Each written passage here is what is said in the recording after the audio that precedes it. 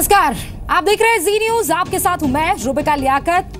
बहस के number 1 show ताल ठोके में आप सभी का बहुत बहुत स्वागत है। क्या दागियों के खिलाफ अखिलेश सरकार सुप्रीम कोर्ट की भी नहीं सुन रही है? और क्या हमारे देश में सरकारें सिर्फ दागियों की आरती उतारने के लिए?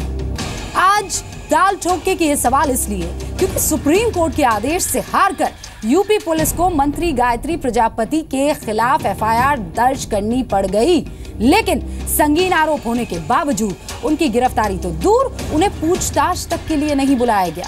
और गायत्री को गिरफ्तार करने या फिर उनसे पूछताछ की हिम्मत पुलिस दिखा कैसे सकती है, जब खुद आरोपी के पास मुख्यमंत्री अखिलेश यादव की क्लीन चिट है।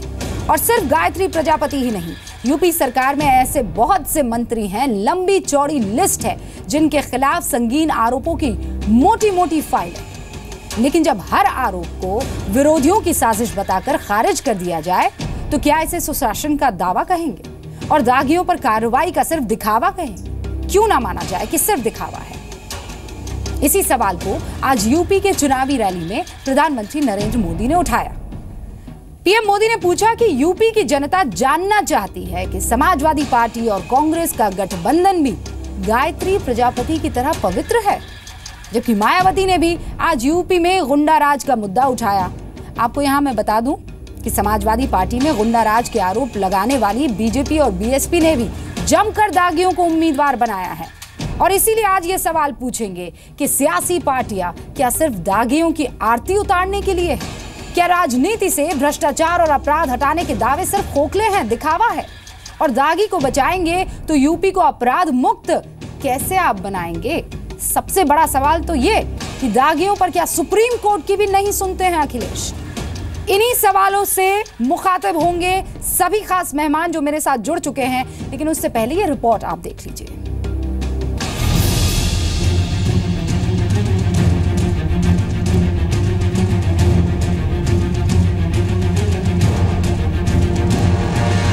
देश के सर्वोच्च न्यायालय को डांट देनी पड़ी, उत्तर प्रदेश की सरकार को डांटना पड़ा कि गायत्री प्रजापति के खिलाफ एफआईआर लिखो। ये कौन सा काम किया आपने अखिलेश जी? ये आपके गायत्री प्रजापति ने कौन सा काम किया?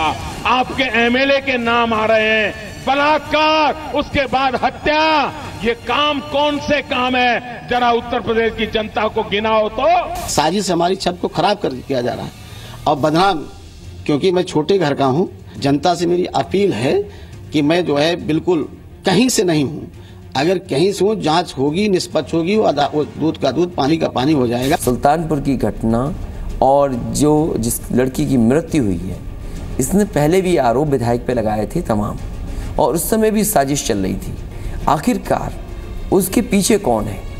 और ये चुनाव के समय पर जानबूझ करके उस विधायक को बदनाम करने के लिए, पार्टी के ऊपर आरोप लगाने के लिए, ये कहीं ना कहीं बहुत बड़ी साजिश है। सुप्रीम कोर्ट भी विवश करती है उत्तर प्रदेश की सरकार को कि आप उस महिला की रिपोर्ट दर्ज करें जिसका सामूहिक बलात्कार सपा के एक नेता ने किया। गायत्री प्रजापति ने सार्वजनिक रूप में कहा है कि अगर लोकसभा की सीट जीतनी है राहुल गांधी को तो मेरा साथ पसंद करना पड़ेगा।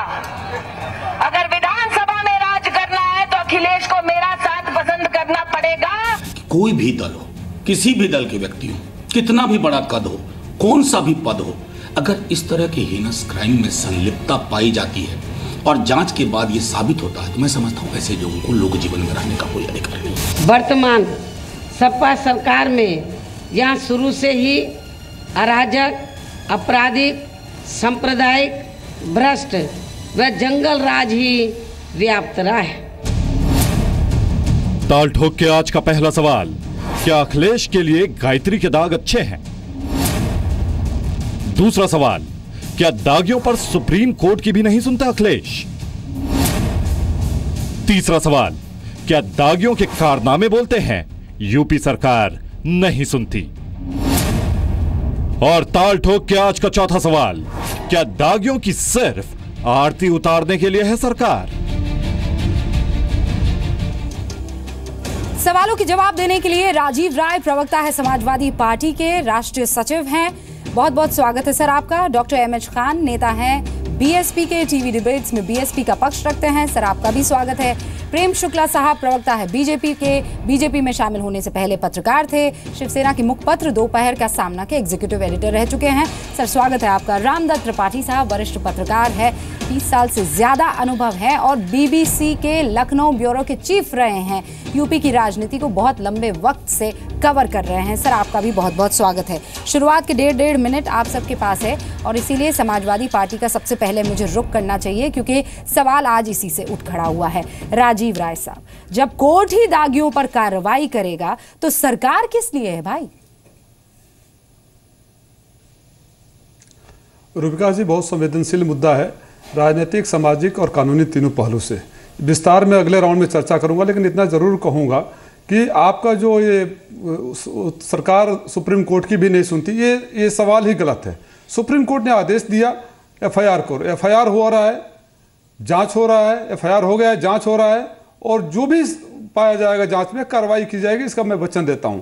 और जो लोग सवाल उठाते हैं कि समाजवादी पार्टी में कार्रवाई नहीं होती है, अभी मैंने स्मृति जी का भी सुन रहा था, स्मृति जी उसी व्यक्ति के साथ कैबिनेट में बैठती थी जिसको राजस्थान की, आप राजस्थान से आती हैं, राजस्थान की कोर्ट ने भगोड़ा घोषित किया था या पुलिस ने मिसिंग लिख दिया था, सम्मन जारी हुआ था, उनके ऊपर भी बलात्कार का था, तो क्या जांच नहीं हुआ?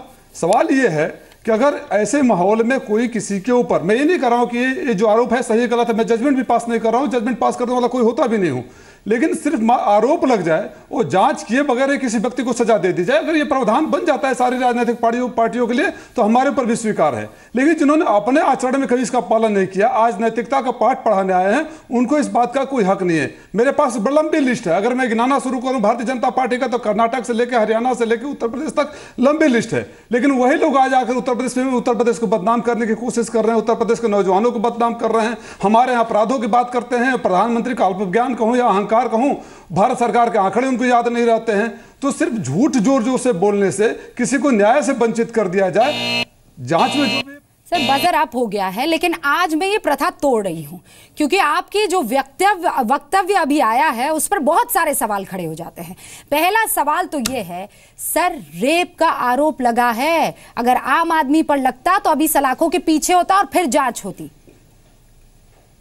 गैंग रेप का आरोप है, छोटा मोटा आरोप नहीं है। और गायत्री प्रजापति सिर्फ एक ही आरोप होता तो समझ में आता। आप कहते हैं कि आप जजमेंट पास नहीं करते हैं, लेकिन साहब जजमेंट तो तभी पास हो जाता है जब सूबे के मुख्यमंत्री ये कहते हैं कि ये विरोधियों की साजिश है, विरोधियों की साजिश है कि बलात्कार और यौन शोषण का आरोप, विरोधियों की साजिश है कि सरकारी ठेकों में अरबों का भ्रष्टाचार, विरोधियों की साजिश है कि अमेठी में अवैध कब्जा करते हैं गायत्री प्रजापति, विरोधियों की साजिश है कि आय से अधिक संपत्ति है, पहले कभी बीपीएल ये शख्स था और आज करोड़ों करोड़ों का मालिक है, और आप कहते हैं कि ये विरोधियों की साजिश है।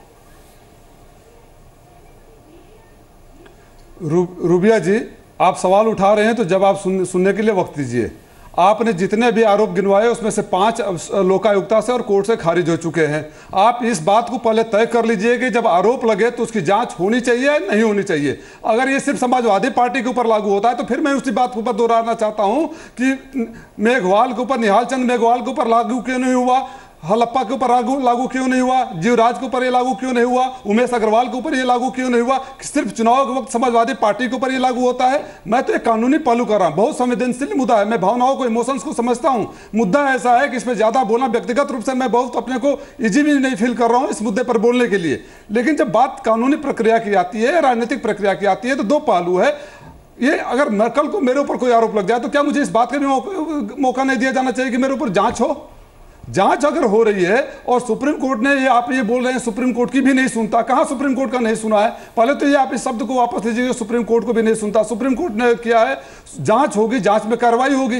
अब सारे अच्छा ठीक है, मैं ऐसे कार्रवाई करने पीड़ित महिला को भी सरकार नहीं सुनती है, सुप्रीम कोर्ट को इसमें दखल देना पड़ जाता है। अभी तक वो शख्स खुलेआम घूम रहा है, पूछताछ के लिए तलब करते, क्यों नहीं किया आपकी पुलिस ने ये काम? लेकिन आप अब जब दूसरी पार्टियों पर आरोप लगा रहे हैं, एक सेकंड, आपकी जानकारी के लिए बता दूं, ठीक है बता दीजिए, मैं आगे बताइए। रूबिया जी, मैं आपकी जानकारी के लिए बता दूं, जांच पहले भी हुई थी, CBCID के पास भी मामला गया था। ऐसा नहीं कि जांच कभी हुई नहीं, FIR लिया नहीं, मैंने कंप्लेन लिया नहीं गया। कंप्लेन आती है तो पुलिस विवेचना करती है। मैंने एक छोटी सी बात कहा, मैं हूं या आदरणीय प्रेम शुक्ला साहब हो या कोई हो, किसी वजह से मैं इस केस को कंटेनमेंट मत जोड़िएगा कि मैं इस केस में बोला हूं कि फर्जी हो गया। कोई भी जजमेंट नहीं पास कर रहा हूं, खासकर इस गैंग रेप के केस में वो महिला दर दर भटकी है सर, बंद लिफाफे में सीक्रेट तौर पर उसे कोर्ट का दरवाजा खटखटाना पड़ गया। आप कह रहे हैं आप राजस्थान से आती है, निहाल चंद मेघवाल के केस में क्यों नहीं लागू हुआ? सर उसमें सुप्रीम कोर्ट को दखल नहीं देना पड़ा, जो आरोप है वो तो आरोप है ही। ठीक है, अब मुझे इस बहस को आगे बढ़ाने दीजिए। आपका पॉइंट अगर वैलिड है तो इसका जवाब ले लेते हैं, इसका जवाब ले लेते हैं। लेकिन आपके गायत्री प्रजापति किसी और पर आरोप लगा देने से साफ सुथरे नहीं हो जाते हैं। आपके दागी अच्छे नहीं हो सकते हैं अगर दूसरे के ऊपर दाग है। आरोप लगा देने से भी गुनाहगार भी नहीं हो जाते हैं। ठीक है, प्रेम शुक्ला जी जवाब दीजिए। आरोप लगा देने से कोई गुनाहगार भी नहीं हो जाता जब तक न्यायालय फैसला नहीं कर देता। मैं और आप बैठकर फैसला नहीं कर देंगे। संकट ये है, नहीं संकट ये है, आदरणीय राजीव राजी थोड़ा सा शांत हो जाइए। संकट ये है कि गायत्री प्रजापति पर 2014 में शिकायत दर्ज कराई जाती है। शिकायत ये दर्ज कराई जाती है कि न केवल उस महिला के साथ सामूहिक बलात्कार हुआ है, बल्कि उसकी माइनर लड़की के साथ छेड़खानी हुई है। वो DIG के पास शिकायत करती है, उसको कोई न्याय नहीं मिलता। मुख्यमंत्री जी स्वयं जो है, जो उस पोर्टफोलियो को होम पोर्टफोलियो रखते हैं, कोई कार्रवाई नहीं करते। सुप्रीम कोर्ट हस्तक्षेप करता है। उसके बाद अभी तक मंत्रिमंडल से तो उसको निकाल ही सकते थे गायत्री प्रजापति को, ये तो मुख्यमंत्री के हाथ में था, इसके लिए किसी से परमिशन लेने की आवश्यकता नहीं थी। इसी तरह से अरुण वर्मा के मामले में होता है, पीड़िता की शिकायत होती है, उसको क्लीन चिट दी जाती है अरुण वर्मा को, उसके बाद हत्या हो जाती है। हत्या हो जाने के बाद कोर्ट को निर्देश देना पड़ता। तो आपकी जो ये स्थिति है बारंबार जो है, आप जो है, और ये अकेले नहीं, अभी अमनमणि त्रिपाठी वाला तो हम लगातार पूछ रहे हैं। अमनमणि त्रिपाठी वाला मामला ले लीजिए, ये सवाल हम अमनमणि त्रिपाठी वाला मामला ले लीजिए, उसमें भी समाजवादी पार्टी से पूछ रहे हैं। सुप्रीम कोर्ट जो मैं ये कह रही हूँ, आप जब ये सवाल पूछते हैं तो क्या आप दिल पर हाथ रखकर कह सकते हैं कि आपने गंभीर अपराध के मुकदमे झेल रहे उम्मीदवारों को टिकट नहीं दी है कांग्रेस, माफ कीजिएगा बीजेपी ने? आप ये कह रहे हैं कि आपकी पार्टी बिल्कुल स्वच्छ है? दो तरह के नहीं, रूबिका दो तरह के मामले होते हैं। एक होता है कि स्टेट जबरदस्ती विरोधियों को फंसाए, दूसरा होता है कि स्टेट अपराधी का संरक्षण दे। यहां तो स्टेट अपराधी का संरक्षण दे रही है, साफ साफ दिखाई दे रहा है।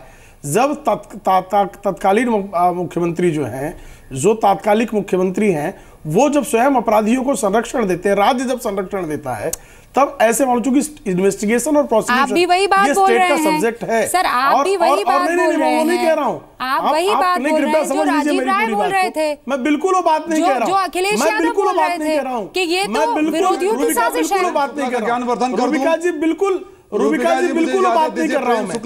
रूबिका जी बिल्कुल वो बात नहीं कर रहा हूं।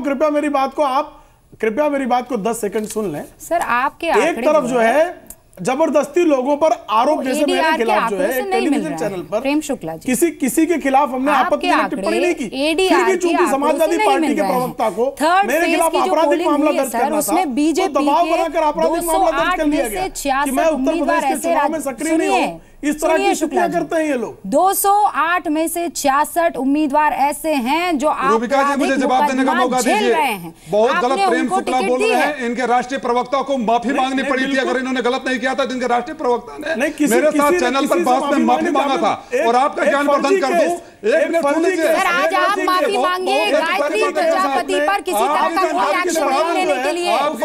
डिबेट में माफी नहीं, जनता के साथ धोखे के लिए माफी मांगनी चाहिए आपको। एक सेकंड सर, मैं एक सेकंड आ रही हूँ। एमएच खान साहब, मैं आपका रुक करूँ उससे पहले रामदास त्रिपाठी जी के पास जाना है। दोनों रुक जाइए, एक सेकंड रुक जाइए। मैं वरिष्ठ पत्रकार को अब लाना चाहती हूँ इस डिबेट में।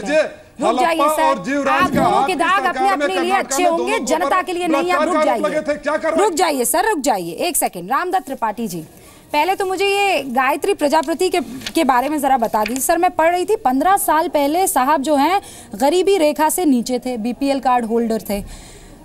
2002 में फिर इन्होंने चुनावी हलफनामे में 91,436 रुपए अपनी संपत्ति बताई। 2012 में गायत्री प्रजापति जब खनन मंत्री बने तो लोकायुक्त से शिकायत में गायत्री की संपत्ति जो है वो 942 करोड़ बताई गई। सर ये फॉर्मूला हमें भी बताइए, ये कैसे होता है? 10 साल में आप इतने BPL से मतलब ये फॉर्मूला तो फिर हर BPL कार्ड होल्डर को अपनाना चाहिए। क्या है ये? देखिए, ये एक तो सवाल है कि प्रजापति की संपत्ति कैसे बढ़ी। तो गायत्री प्रसाद प्रजापति बहुत कंट्रोवर्शियल मिनिस्टर हुए हैं और पहली बार ही मंत्री बने। दूसरे, जो उत्तर प्रदेश का खनन विभाग है, ये माना जाता है कि इसमें नीचे से ऊपर तक न केवल खनिज विभाग बल्कि इसमें डिस्ट्रिक्ट मजिस्ट्रेट, कलेक्टर्स, पुलिस के लोग, और ये अवैध वसूली ऊपर तक आती है। फिर इसकी बंदरबाट होती है। अब ऊपर में केवल गायत्री प्रसाद प्रजापति के पास नहीं रहती, जाहिर है कि और उनके ऊपर जाती है। तो ये एक बहुत बड़ा भ्रष्टाचार का एक विभाग है उत्तर प्रदेश में, और उसका फिर बंटवारा होता है बंदरबाट।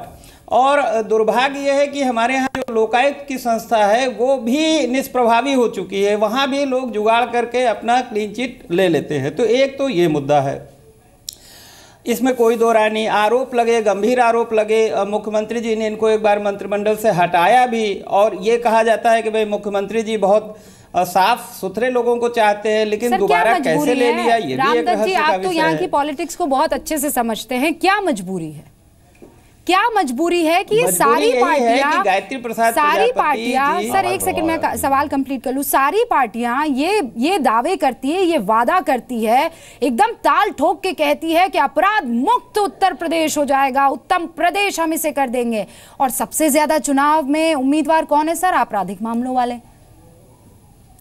देखिए, क्या है कि ये जो डेवलपमेंट का प्रोजेक्ट बहुत बड़े बड़े आ रहे हैं पिछले कुछ दशक से, जिसमें वर्ल्ड बैंक का लोन भी आया और भी पैसा आया, तो इतने बड़े बड़े ठेके हो रहे हैं। उस ठेके का, और पहले रेलवे का ठेका होता था गोरखपुर का, उसकी वजह से ये सारा माफिया जमता था। फिर कोयले का माफिया हमारे बनारस का आया, फिर ये डेवलपमेंट प्रोजेक्ट के पैसे आते हैं। तो इन पैसों के ठेके लेने में वही लोग ठेके ले पाते हैं जिनके पास धन बल भी होता है और जिनके पास बंदूक की भी ताकत होती है। और फिर वही लोग अपने ये सारे एम्पायर को बचाने के लिए अलग अलग पार्टियों में जाते हैं।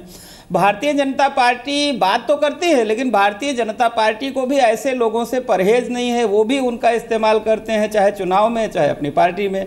तो ये एक दुर्भाग्य है कि हमारी राजनीति में ये माफिया और ठेकेदार हावी हो गए हैं। लेकिन मुझे लगता है कि इससे बड़ा मुद्दा जो आज प्रधानमंत्री जी ने उठाया, वो पुलिस की वर्किंग पे उठाया, एफआईआर लिखने उठाया। मुझे लगता है अगर उस पे डिस्कशन हो तो एक अच्छा मुद्दा उठाया, लेकिन उसको दलीय राजनीति के बजाय इसमें। लेकिन आज की तारीख में मैं ये कह रही हूँ कि इसमें तो केस दर्ज हो गया सर, इसमें तो एफआईआर दर्ज हो गई है, लेकिन वो शख्स चुनाव भी लड़ेगा, वो शख्स खुले में घूम रहा है। पूछताछ तक के लिए उनको जहमत नहीं उठानी पड़ रही है पुलिस की तरफ से कि बुला दिया जाए और पूछताछ कर ली जाए। मैं आपके पास आती हूं, लेकिन डॉक्टर खान, आपके पास अपनी पार्टी को स्वच्छ और साफ बताने के लिए क्या पॉइंट्स है आज?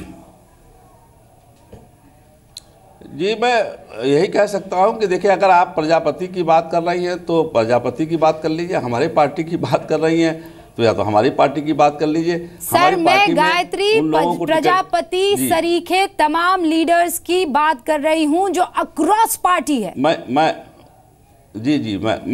जवाब देता हूं। देखिए, प्रजापति आज की डेट में कैबिनेट मिनिस्टर हैं और सारे लोग चिल्ला चिल्ला के कह रहे हैं अखिलेश यादव साफ छवि के व्यक्ति हैं। और मैं बराबर आपको महीनों से कह रहा हूं अखिलेश यादव साफ छवि के व्यक्ति नहीं है, दागी व्यक्ति हैं। अगर उनको लग रहा था कि गायत्री प्रजापति का ऊपर बीएसपी ज्वाइन करने के बाद अंसारी जो है वो साफ छवि के हो गए होंगे सर। नहीं, देखिए कहाँ साफ छवि उनकी लग रही है। अगर उन मंत्रिमंडल से निकाल बाहर कर देते, अभी जो वर्मा जी का केस आया उसमें जांच की बात कर दिया उन्होंने, उनको भी मंत्रिमंडल से निकाला। अभी कुशीनगर में जो पत्रकार महोदय को जांच से मारने की धमकी दे रहे थे, उनको भी मंत्रिमंडल से निकाला और बचाव में आ गए। अखिलेश यादव जी बचाव में आ गए कि जांच कराएंगे, जांच कराने के बाद ही कोई फैसला लेंगे। तो 400-500 दंगे के बाद भी अगर जांच कराएंगे जी, मुख्तार अंसारी को पुलिस ने गिरफ्तार किया है, कोर्ट को इंटरवीन करना पड़ गया है सर। जी, आवाज आपकी नहीं आ रही मेरे पास। मुख्तार अंसारी जी, मुख्तार अंसारी ठीक है, मुख्तार अंसारी को टिकट हमने दिया है, वो 3 बार के विधायक हैं, कोई हमारे वहां मंत्रिमंडल में नहीं है। मैंने पहले भी कहा है कि हमारी पार्टी में अगर मुख्तार अंसारी हो या डॉक्टर MS खान हो, बहन कुमारी मायावती जी अगर मुख्यमंत्री बनेगी, जो भी कानून तोड़ेगा उसके लिए जेल का रास्ता है। डॉक्टर खान बादशाह सिंह वो तो मंत्री थे। कोई अखिलेश यादव की तरह बचाव नहीं करेंगी बहन कुमारी मायावती जी। अखिलेश यादव जी की तरह बचाव नहीं करेंगी बहन कुमारी मायावती जी। हमको हो या मुख्तार अंसारी हो, XYZ कोई हो, उस पर कानूनी कार्रवाई होगी, जेल में डाला जाएगा। इतने ज़हीन पॉलिटिशियन हैं, आप कैसे 200 मिलियन व्यूअर्स के सामने ये बात कह सकते हैं जब मुख्तार अंसारी को आप बकायदा अपनी पार्टी में ज्वाइन करवाते हैं और मायावती जी ये कहती हैं कि वो हमारे साथ जुड़ेंगे तो स्वच्छ हो जाएंगे, उनके दाग धुल जाएंगे। नहीं, ये नहीं कहा उन्होंने स्वच्छ हो जाएंगे, दाग भूल जाएंगे। तो क्या आप लोग स्वच्छ हो जाएंगे? कह रही हैं आपकी, हम बात को मना थोड़ी कर सकते हैं। आप कुछ भी कह सकती हैं, ये तो स्वतंत्र देश है, कोई किसी को कुछ कह सकता है। मैंने कहा जो उस बात को सुनिए, बहन जी का ये कहना है कि हमारी पार्टी में मुख्तार अंसारी 3 बार से निर्दलीय एमएलए चुन के आ रहे हैं। अगर जनता उनको चुन रही है और हमने उनको टिकट दिया है तो अब गायत्री प्रजापति में मुख्तार अंसारी में जमीन आसमान का फर्क हो गया। गायत्री प्रजापति मंत्रिमंडल में हैं, आज वो नहीं हटाए जा रहे हैं। तो उनको किस जनता ने चुना है? वो क्या अमेरिका में वोट वो अमेरिका के वोट लेकर आए? कैसी बातें कर रहे हैं? आपके उम्मीदवार को अगर जनता चुन लेती है तो वो साफ हो जाते हैं। गायत्री प्रजापति को जनता चुनती है तो वो साफ नहीं है कि उन पे केस है, केस पे सजा नहीं हुई है अभी। सुप्रीम कोर्ट या हाई कोर्ट कोई फैसला सुनाएंगे, हम स्वागत करेंगे उसका। हम कहां पीछे हट रहे हैं? हम मना तो नहीं कर रहे हैं ना। अभी अखिलेश यादव से पूछ लीजिए ना, ये 3 मंत्री हैं, क्यों नहीं हटाया इन्होंने? अभी त्रिपाठी जी, यही लखनऊ से मिनिस्टर है, इन सारे के सारे नेताओं के होमवर्क में 101 मुकदमा मेरे ऊपर है। डॉक्टर खान, आपका कोई भी वक्तव्य लॉजिकल इस बार नहीं लगेगा, क्योंकि नसीमुद्दीन सिद्दीकी जिनके ऊपर भ्रष्टाचार का आरोप लगा है, बादशाह सिंह जिनको गिरफ्तार किया गया है, मुख्तार अंसारी, ये सब के सब बीएसपी में है, हाथी के साथ है ये। इसलिए आप कुछ भी कहेंगे और आप निकल जाएंगे डिबेट बोल में अपना हिस्सा देकर, तो ऐसे नहीं चलेगा। आपको भी जनता को जवाब देना है। बहरहाल अब मैं आगे बढ़ूं, लेकिन उससे पहले आप बात कहां सुनती है हमारी है? नहीं, अरे कैसे नहीं सर, पूरा टाइम दिया, लेकिन आपने एक भी लॉजिक नहीं दिया। सर एक ब्रेक ले रही हूँ मैं, एक ब्रेक ले रही हूँ। आप अगर कायदे की चीजें रखे तो आपके पास पूरा टाइम है। आपकी करनी और कथनी में बहुत फर्क है, और ये सिर्फ आप तक नहीं रहता है, ये सारी पार्टियों के साथ यही चीज है। छोटे से ब्रेक के लिए रुक रहे हैं सर, हम लौटेंगे, इस पर बात होगी। सारी पार्टियों को आज की तारीख में कटघरे में खड़ा आप देखेंगे, क्योंकि सब ऐसे ही आपराधिक छवि वाले नेताओं को उम्मीदवार बना रहे हैं। उत्तर प्रदेश, यहीं पर चुनाव लड़ रहे हैं वो सब।